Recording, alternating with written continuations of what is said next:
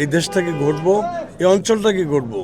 অতএব আমরা কারোর সাথে বিবাদে নয়, উন্নয়নের দিকে মনোযোগ দিতে হবে। আমি তাই এই বিজয়কে জনগণের বিজয় বলবো এবং এই খাগড়াছড়ি পাহাড় এবং শুধু খাগড়াছড়ি না, 3 পার্বত্য জেলা জনগণের প্রতি আমি উৎসর্গ করছি আমার এই বিজয়কে। আগামীতে আমি নির্বাচনে যে অঙ্গীকারগুলো করেছি, আমাদের দল যেই ইশতেহার ঘোষণা করেছে, সেগুলোকে আমি বাস্তবায়ন করব এবং আমার স্বপ্ন হলো এদেশের মানুষের মুখে হাসি ফোটানো, দারিদ্রতা বিমোচন এবং স্থায়ী শান্তি এবং টেকসই শান্তি প্রতিষ্ঠা করাটা আমার মূল স্বপ্ন, টার্গেট। পাহাড়ি বাঙালির একটা মিলন আমি দেখতে চাই, দেখাতে চাই, সেটাই আমার মূল কাজ হবে।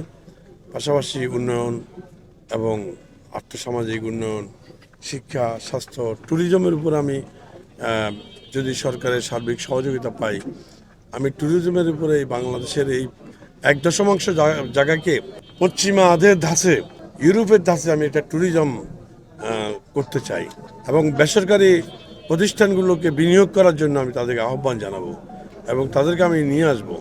এ ব্যাপারে আমি পাহাড়ি বাঙালি, অস্ত্রধারী, নিরস্ত্র গ্রুপ সবাইকে অনুরোধ করবো, এদেরকে এই বিনিয়োগকারীদেরকে সাহায্য করতে হবে। অস্ত্রধারী ভাইদেরকে অনুরোধ করবো যে বিনিয়োগকারীদের উপর আপনারা যদি হামলা করেন তাহলে এই জেলায় কোনো উন্নতি হবে না, উন্নয়ন হবে না, কেউ বিনিয়োগ করবে না। তাহলে আপনার ভাইরাই মারা যাবে, আপনার বন্ধুরাই মারা যাবে, আপনার পরিবারই না খেয়ে মারা যাবে, অভাবে মারা যাবে। এই বেকার যুবক যুবতীদেরকে আপনার চাকরি এবং কর্মসংস্থানের ব্যবস্থা করতে হলে বেসরকারি বিনিয়োগকারীদেরকে পাহাড়ে আমন্ত্রণ জানাতে হবে, তাদেরকে উৎসাহিত করতে হবে। এ ব্যাপারে আমি সশস্ত্র গ্রুপগুলোর সহযোগিতা চাই, তাদের নীরব সমর্থন চাই। আমার আজকের বিজয়ের পর যে বক্তব্য, জনতার উদ্দেশ্যে যে বক্তব্য, সেখানেও বলেছি আমার নেতাকর্মী এবং দলের নেতাকর্মীদের প্রতি আমার উদাত্ত আহ্বান যে আমরা এমন কিছু করব না যাতে জনগণ আমাদের উপর অসন্তুষ্ট হয়। আমরা কারোর সাথে ঝগড়াঝাটি করা ঠিক হবে না, করবেন না। প্রতিপক্ষের সাথেও ঝগড়াঝাটির দরকার নেই। আমাদের নেতা তারেক রহমান অলরেডি ঘোষণা দিয়েছেন, আমরা দল, মত, ধর্ম, বর্ণ এবং জাতি গোষ্ঠী নির্বিশেষে সবাই মিলেমিশে আমরা থাকব, এই দেশটাকে গড়বো, এই অঞ্চলটাকে গড়বো।